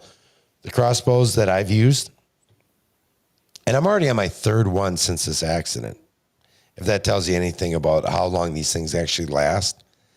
And I'm not buying Walmart brands. Like I said, my 1800 Darton from 18 is already blown up. What I'm saying is that nobody is really shooting deer at 100 yards with a crossbow. They shouldn't. Crossbow hunters are not taking those kind of shots. I have yet, and I've killed quite a few bucks with crossbow since I've had to use it, since I've had to switch that way. I've not shot one over 40 yards away. My longest shot killing a whitetail with my compounds, with my Matthews bows prior to the accident, I've killed multiple over 50 and 55 yards. I was that proficient with my compound bow. And when still to this day, when I'm in the tree, I would much rather have my compound. I felt far more accurate and proficient with my compound, shooting league and things like that than I ever do with the crossbow. I get out of my mind nervous shooting anything over 35 to 40 yards. I don't know. Maybe that's all in my head. 40's my max. I took a turkey with it last year, and I was trying to get within 15, and I shot it at 13. I mean, we always want them to come in close, right? I mean, isn't that ultimately the goal? We want to make the best shot. And this was in my 20s, early 30s, and that when I'm taking these compound bow shots with like my Matthews Monster and stuff like that back in the day. But I was that confident, and I killed these deer. You know, I dropped these deer taking those kinds of shots because I had that kind of confidence. I had lost all that confidence when I'm shooting a crossbow. And maybe I'm in the minority in that, but that's my experience. I think, first of all, it blows my mind that they're so not durable that you can't shoot them. I think when you were shooting 55-yard deer with your compound, you were probably shooting 300 arrows a month practicing. Mm-hmm. Why would you not feel proficient? With your crossbow, you shoot it 3 times a year, and every time you shoot, it's at a deer. You should be able to take that thing out and rip at it, man. You should be able to shoot it at 20 yards and 50 yards and see what your drop is on your reticles, and you should be. I just can't believe that they're that. Is it because your arrows? Can you shoot? What's the range of grains of bolt weight? Is it just like one size bolt for that gun, and that's all you get? No, they'll be. You said a gun again. There is ranges with it. However, I think what it is again, technology is keeping up with what's reality and what makes sense out in the field, right? You go to any archery shop, and if you hear otherwise, they're full of shit. I'm sorry. This is the first I've ever heard about it. Now, when I go to the archery shop, I'm going to say, well, which bow here blows up the most? Right. So, and I'll tell you, in my experience and the guys that I have talked to, by and far, it's Ravens. Their technology is phenomenal, right? I mean, it's very accurate. I mean, and you're paying upwards of $3,000 for this thing. I mean, I'd much rather buy a $3,000 rifle, but I would never need to. I mean, hell, give me a $750 Savage, and I'm going to slay deer all day long. That's neither here nor there. What I'm saying is that the technology is constantly advancing in every bow company. It's just or crossbow company is trying to one up the next. Everything's trying to be more compact, more light. What happens? How do you get things lighter? You're compromising material, right? Yeah. And I think that's what it is. You take some of those original crossbows that 10 Point put out, Horton put out, Darton put out back in the day, Excalibur, where it wasn't using any sort of cams. You're just pulling the limbs back. Yeah, I think you're going to get a lot more longevity out of something like that. There's less mechanical things. They're not cheapening the materials, if that makes sense. Go ahead. You said that you don't like to shoot it often because you're afraid it's going to limit its lifespan. Mm-hmm. But you also act like you're afraid to leave it cocked a lot. So you think both? That's crazy. Because, so it is. I was an engineering technician. So leaf springs in your cars or trucks, right? Yeah. As long as you don't overflex them, they have sitting weight on them doesn't hurt them. It's this number of cycles, so they get fatigued, right? It's fatigue. Sure. So I would think cycling your limbs would be similar. I could see where there'd be a number of flexes, number of cycles, right? Yeah. Full extended, full deflected, full extended. That type of thing would do. I wonder if it actually hurts them to stay fully flexed for a long time. So here's the thing with when my bow blew up in Illinois this last year. Now, as an out-of-state hunter, this is an expensive hunt, right? Just the tag alone. Oh my gosh, yeah. And that happened on the second day of a week-long hunt. It just was. It happened while it was under tension, while it was cocked back, and it made me think about everything I'm doing when I'm walking out into the woods. Man, do you know what I mean? Like Lou, for you, when you're walking out using a crossbow, you're fully cocked, right? You mean you're not going to spot a deer? I've had two crossbows, and they're both very low level. I told you the first one was a Horton 150 Legend. I think what did I say I spent? Was it 125 or 275? I forget. My next one, I shot that thing so much that I blew the scope out of it. The scope mount wouldn't hold steady. I kept having to re-zero it in. It got so bad I'd shoot it, adjust it, and then go hunting.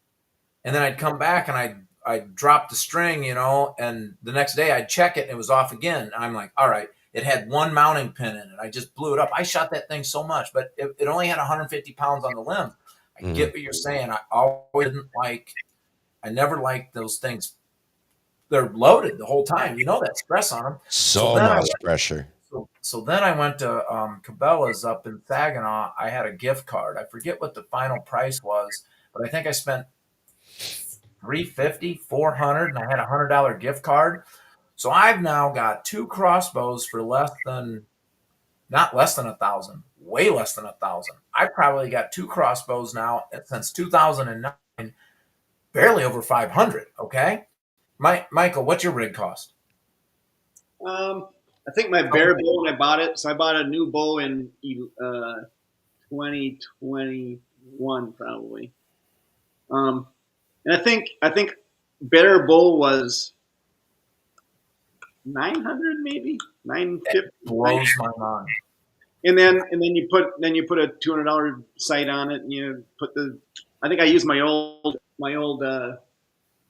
dampener, but yeah, Mine's everything but broadheads. Bolts, scope, pull rope. Oh, the one had a pull rope and one didn't, but I don't have $600 into two crossbows over the last, what are we at? 2009.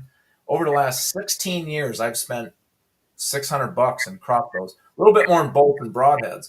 But I'll see people pull these compounds out. And listen, you're way better hunter than me. I'm came on. And I know there's a skill factor to doing what you do and all the other vertical archers do. I sucked at it. I went to it because it's legal. But I see these guys pull these bows out, and I go, oh my gosh, my jaw drops. And I go, what? And I go, that looks like $2-3 grand. And they're like, it's actually $3,300. And I'm like, and I'm the cheater? I don't feel like a cheater with a $500 crossbow. But anyway, that's neither here. Well, I mean, I think you make a good point. I mean, the technology from just in compound bows, what are we talking about on let off now at this point? I just heard somebody funny story. When I was shot fingers a long time. So when I bought my first Matthews, I bought a Conquest 2. It was like 43 axle, and I shot fingers with that. And then like Fitzgerald. And then I was elk hunting. I was going to elk hunt one year, and I wanted to be able to shoot 50 yards. And with fingers, I wasn't getting it down far enough.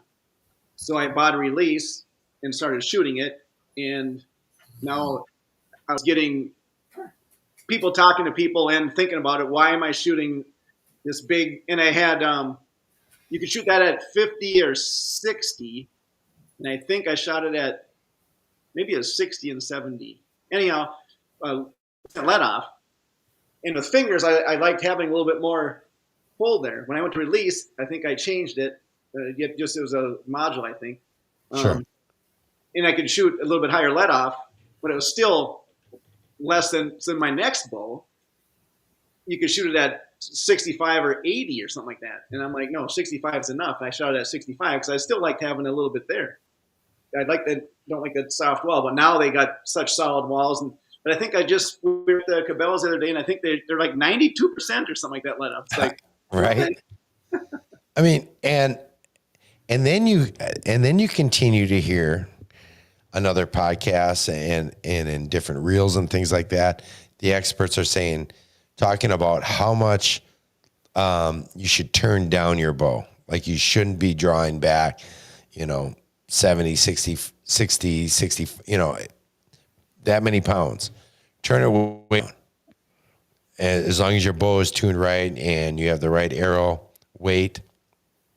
So what are we really talking about compared to it's just say even 10 years ago, 15 years ago.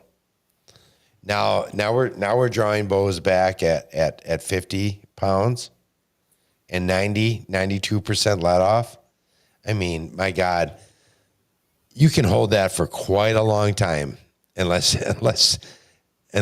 you're a weakling. So in terms of advantages, I don't buy into the whole thing. That one is better than the other. Being technically disabled, if the laws change tomorrow, it wouldn't be an issue for me. But where I really flipped is when I had to start using it. From where I was in that realm of, no, you're not doing what I'm doing, until I had to do it the other way. And then I'm like, you know what? It's not as easy. And that's kind of always been my thing now since then is I understand where the compound guys are coming from.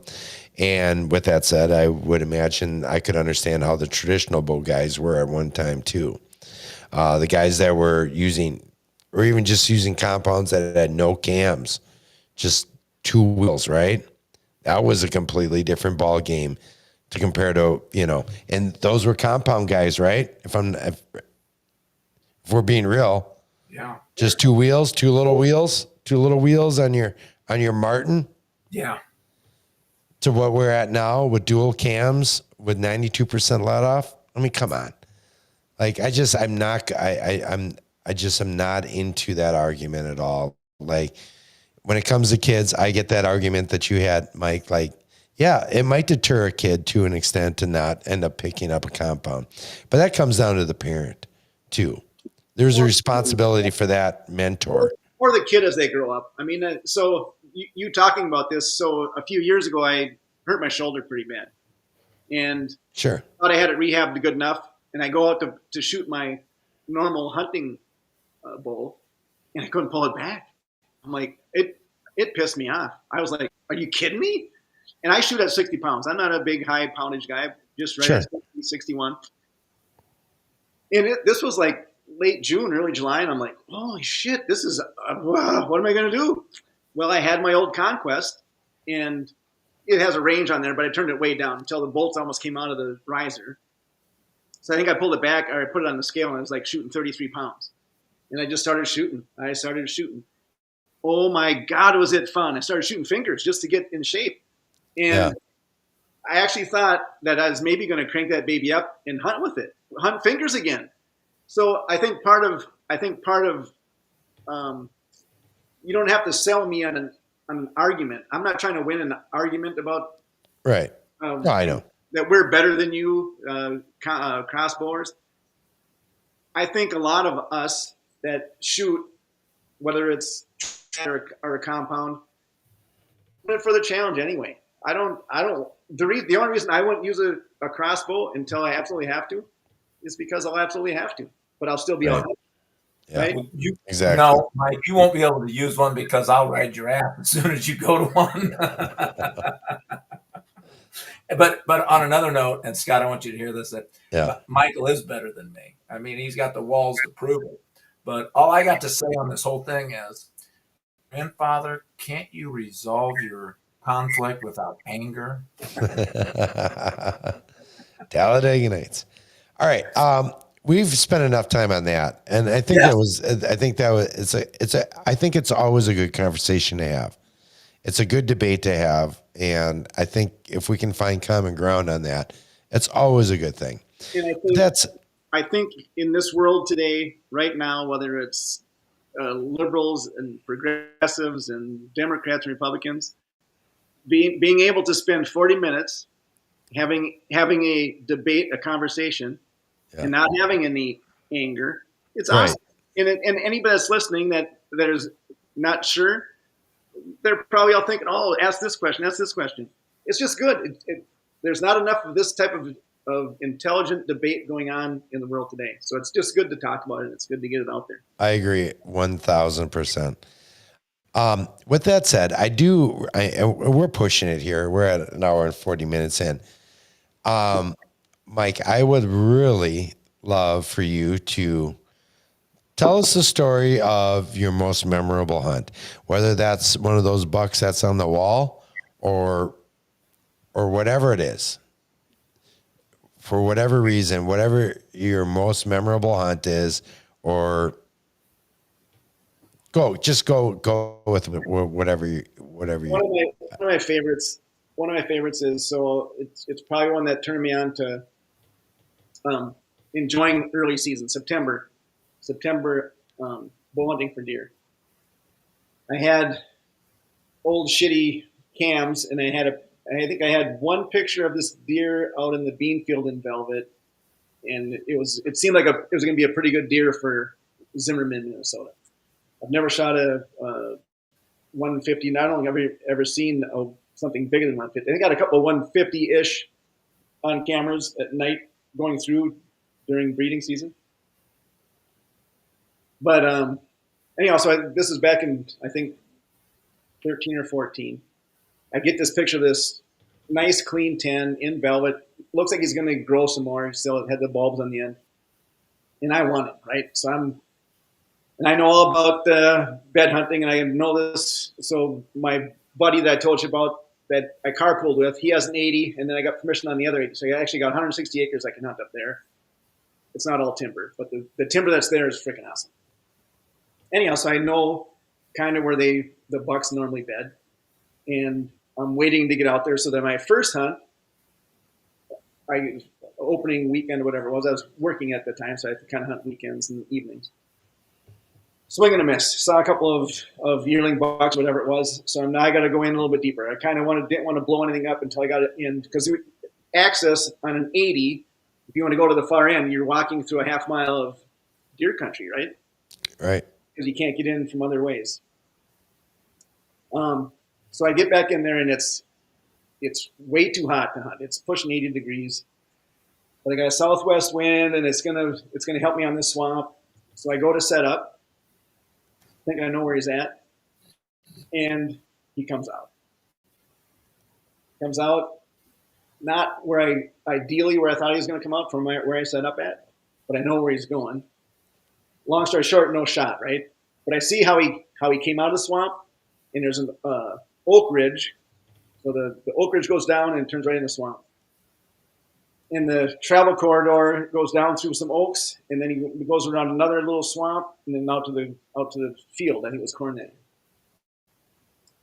Anyhow, so I think it was a Tuesday night, and as soon as he goes by, I'm not going to get a shot, and it's plenty early. And it's funniest part of the story.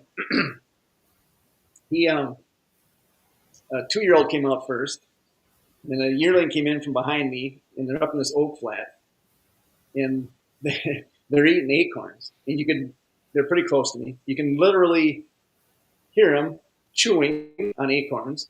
So the acorn cruncher, I was a fan. I thought that could actually work, because I think that the big buck, so I had it aged with the Cementium, the one that I killed, the memorable deer hunt you asked me to tell. Yep. Was a 4-year-old, right? Big deer, 200 pound deer in September. Anyhow, he's still bedded, and these other 2 deer are up in this oak flat eating acorns. You could hear him chew, and you could hear him suck the acorns up like a little vacuum. And they were probably anywhere from 15 to 45 yards away for 15 minutes. And I'm listening to them. But I grew up on a dairy farm, and we would lime the sidewalks behind the cows, and then between the sidewalk and the cow there was a gutter where they shit. And cows eat a lot of silage, a lot of hay, and they have 4 stomachs, and they ruminate, and they cough and burp. But a lot of times when they cough, they also fart. A lot of times when they fart, they shit out into the nice sidewalk that you just limed and made nice and white. Now they threw some fecal matter across it, right? Fecal matter. This is no shit, even though it's not shit. These 2 deer are up in this oak flat, and I'm waiting for my deer to come out of this bed, right? And you could hear them suck up an acorn, they'd crunch it down, and sometimes they'd go down and suck another one up, and they'd cough on it. And when they cough, they'd fart. And I'm just visualizing these little deer pellets shooting up like the cows did. Anyhow, so these 2 deer out in this flat, and then they've been out there for a little while, crunching very loudly, cough, burping, and here comes my deer, right? The one I want, my target deer, just out of range, can't get at him, and when he comes out, he's probably 35 yards, but it's not a clear shot. I don't like shooting that far. He starts going away from me, so I'm looking, what's the weather going to be like tomorrow night? Ditto. Carbon copy. It's going to be the same thing, maybe 2 degrees warmer. So I'm got the gears turning. It's still an hour till in the shooting light. He came out early. So I think I got a shot at him. Everything's going to be the same tomorrow night. There's water there in the swamp. I'm coming back out. So I picked out my tree. If I'm sitting in a tree, I pick out my tree. I'm going to get there tomorrow night. Well, the next night, he still came out on the other side of me, but at 20 yards. And got him. So it was that one put a smile on my face, because it was like I came so close, and it's like, can this really work 2 nights in a row? And I adjusted my plan and ended up getting. That's an awesome story. And that really reinforced bed hunting for me, because I got both nights. I was probably definitely within 80 yards, maybe within 55 yards Of the beds. of where he was bedded, right? Yeah. And I snuck in using terrain to my wind to my advantage. Got up, and I had the second night. It was a just off wind. When he came out, he couldn't have been, 10 degrees more, and he would have got me. But he came He would out, have caught wind, sure. so it was really cool. Yeah, I think when you can put all the pieces together and play that chess match and strike,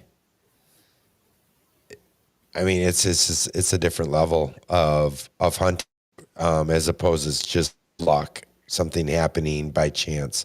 When you're putting all those pieces together and playing chess with that buck, and you close the deal, yeah, that's huge. So like I said, I think that was 2013.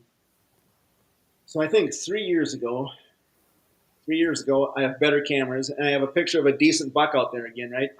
Not real good pictures of it, but there's actually two of them. One was a 10 and one was a 9. And I'm thinking they're bedding out in that same place. I've never killed. I'm not sure if I killed a deer exactly that close to that swamp before. Anyhow, so I set up kind of the same, right? I kind of found where the trail was a little bit different in August, and I put cameras there, and I had a picture of other deer going by. So I'm like, this new deer now in 2021, let's say, and almost carbon copy. Set up near the same tree as I did the second night, and this deer comes out, and I got binocs on him, and he's coming out. It's like, well, that's the target. As he gets closer, it's like, shit. not to be a trophy hunter, but it's like, yeah, he's only 2. It's too early in the season. I didn't regret passing him, but you got the heart going up, and it's like, hope the other one's bigger. Right. Exactly. I don't think I killed a deer there that year. It was, it worked. So that's another that reinforces that they definitely use the same bedding areas. This is 10 years later almost. So Right. I feel like if the terrain doesn't really change, whether it be fallen trees, you got storms that come through or something like that. I mean, why would they not change that? right. No, Pressure, obviously, I mean, that can probably have an effect. But yeah, if everything is generally the same, they're going to generally move the same and bed in the same areas. So, Lou? I have another topic that might have. Do you turkey hunt, Scott? I do. So here's one for you. I do. So yeah, obviously you do. So when Minnesota first started their turkey season, you could hunt till noon, and now you can hunt till sunset. Right. I've hunted Missouri for 30 years. We always go down. We met friends down there, and now we go down every year. It's just a great. It's a more of a turkey camp, and it's really fun. But we always try to get our birds too. And it used to always be 1 o'clock there. You could shoot from half hour before sunrise to 1 o'clock. Well, the last year they changed it. I think on private land anyhow. That's what we hunt. We have almost all private farms on there to hunt on. But they changed it to sunset. And when Minnesota did it, I think I hunted in Iowa once, and I hunted at sunset, caught them going up to the roost, and it was cool, whatever. But I hunt mostly small parcels, but I'm hunting in private, and I'm kind of wondering what other people think about actually hunting till sunset, and then setting up on their way back to the roost. Because I think it screws up your property, because if you once you interrupt them going to roost, they might not roost on your land anymore. Why would you do that? All right. So my answer to that is Kill them and don't worry about it. right. Exactly. On my properties, they don't always roost the same exact spot. Correct. They have their primary spot, and then they have their second and third. And if you're not overcalling, you're not being a dumb turkey hunter, they're going to come back to that same roost. However, the direction they come in from one night to the next, I don't like to call at nighttime. That's me personally. Like for where I hunt, birds are very right until they either right before they go into roost or until they get up into their roost. They're real quiet. They're not making a bunch of calls prior to going up into the tree and going in. That's not to say that it doesn't happen, because it has, and it happened to me first season this year, in fact, where it was about an hour and a half before, and I did get a bunch of gobbling. They just were hung up because I was too close to the roost, and there was too much cover right there. Big oak trees and stuff, but everything underneath was a lot of fallen down trees, and they just didn't want to give me that shot. I wasn't expecting them to come in from that direction. So that part is I've sat in roost areas. I've hunted evenings by the roost, but I'm starting to, on private anyhow, I'm against that. I think you can screw up the roost, even if you're hunting. I think you can. Right? I've put blinds by the roost, but now I try to run and gun as much as I can.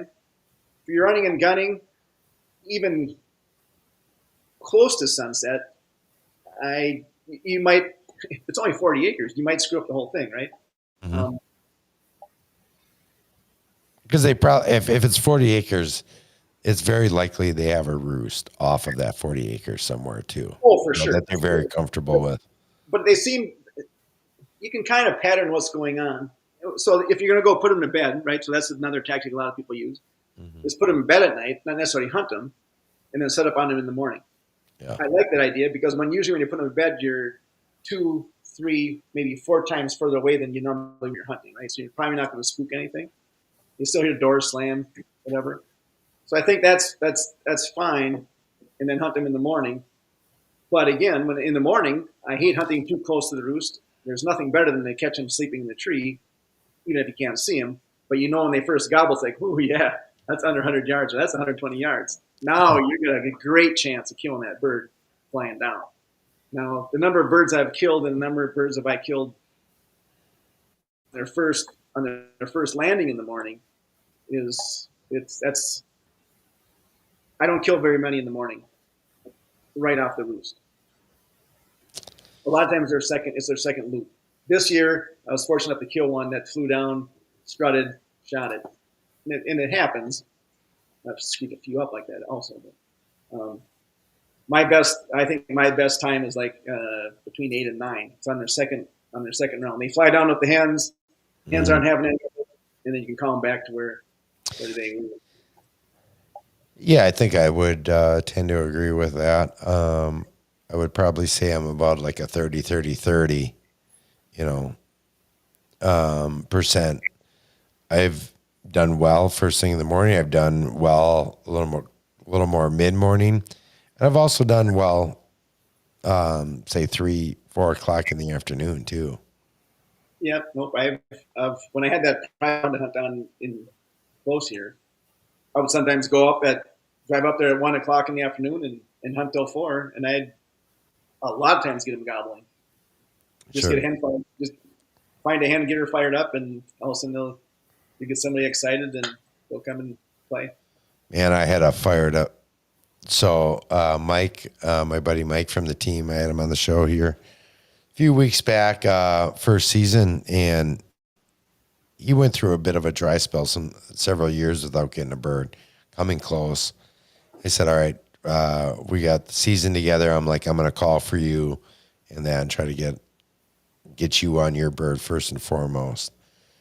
And first morning out, and that we knew where the roost was. We set up as close as we could, set up just 2 DSD decoys out on an open path and then just got hunkered down on a low-lying white pine, right? The limbs are all the way down to the ground. I said, just get yourself ready in that and I'll call. And this hen and it felt like an eternity, honestly. Like we were just going back and forth. Everything she said, I said right back to her.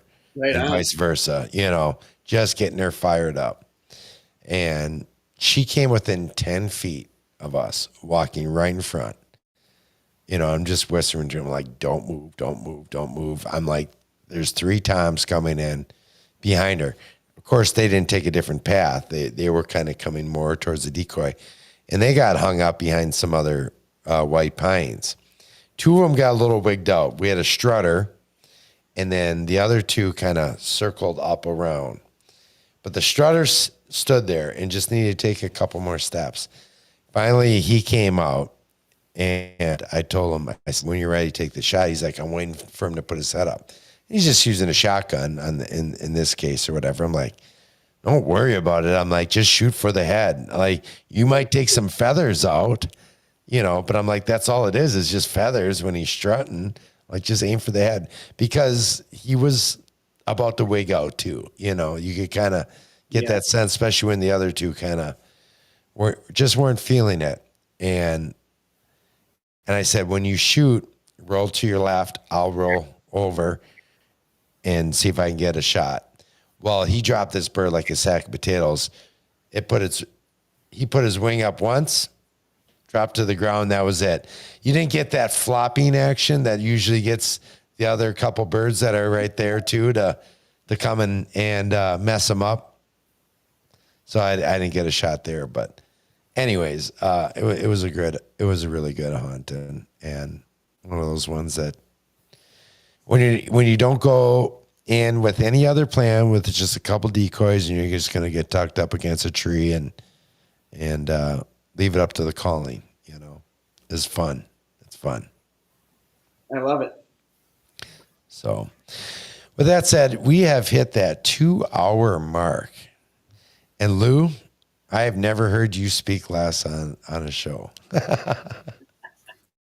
I wasted 30 minutes the other day just blathering my crap. That's okay. I spoke enough. You've been graced enough. Well, I really appreciate you bringing Mike on. Mike's been a ray of sunshine here for the show here tonight, and lots of good topics and things to talk about. Mike, anything else you want to touch on? Anything else that you got to say? Or remember, it's been 2 hours, Mike. I was going to say, if you're ready to wrap it up, and if you'll have me back, we'll do it again. I got a ton of stories. Yeah, we'd actually love to have you come back on. Actually, both you and Lou. I know Drew is probably chomping at the bit for you to come back. Oh, in fact, here comes Drew chiming in right now. What does Drew have to say? The thing about turkey hunting that stands out to me is being able to share the hunt with your buddy. And I think I'm his buddy that he's talking about. Oh, that's one of the, Drew and I enjoy turkey hunting together for sure. That is very cool because I went to Colorado and hunted with my little brother just this last week. Yeah. Never hunted Colorado turkeys before. They're Miriam's. I guess there's Rios out there too.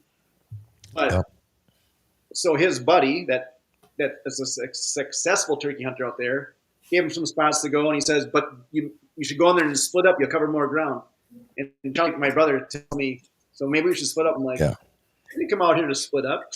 We're going to double up, man. We're going to double down, just like you were saying. Right. I'll shoot the first one, and when he comes to stop, I'll shoot the second one. Or if we don't, we'll go kill the next one. I said, exactly. But I'm not to hunt with you. We're gonna go kill 2 turkeys. Yep. So no, I think that's the coolest one. When my kid hunts, I love going out with somebody else. It's just fun. Yeah, turkey hunting is an absolute blast.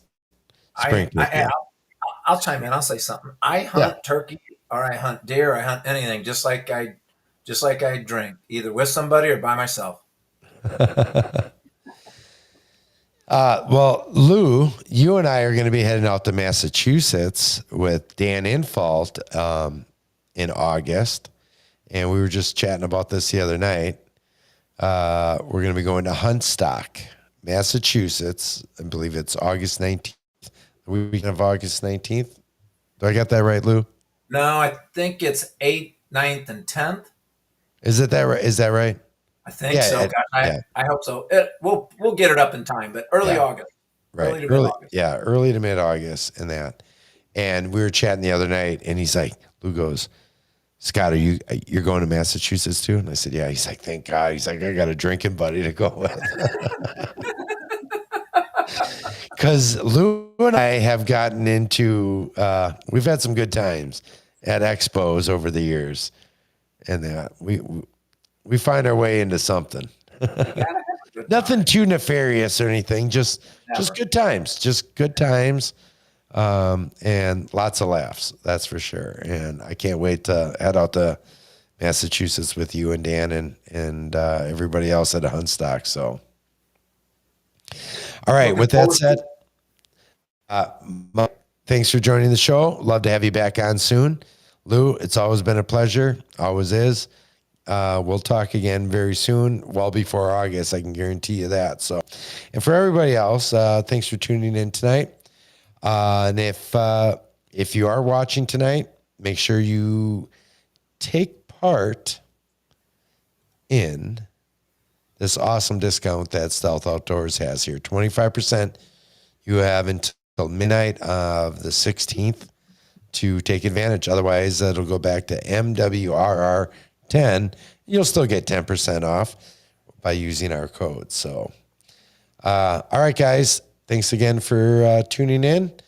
Until next time, I was outdoors.